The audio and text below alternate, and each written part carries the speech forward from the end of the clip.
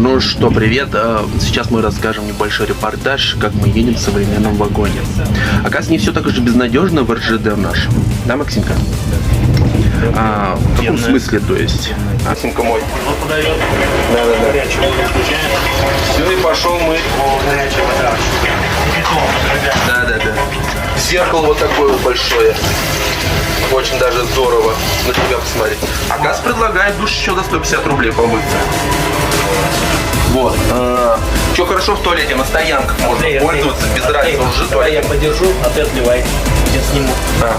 То есть, что хорошо, просто туалет не закрывают на стоянке. Не закрывают, это уже большой плюс. Например, ты пьешь пиво, и тебе туалет постоянно уже охота. Это очень большой плюс. А если у тебя понос еще? Что делать тогда? А туалет открыт.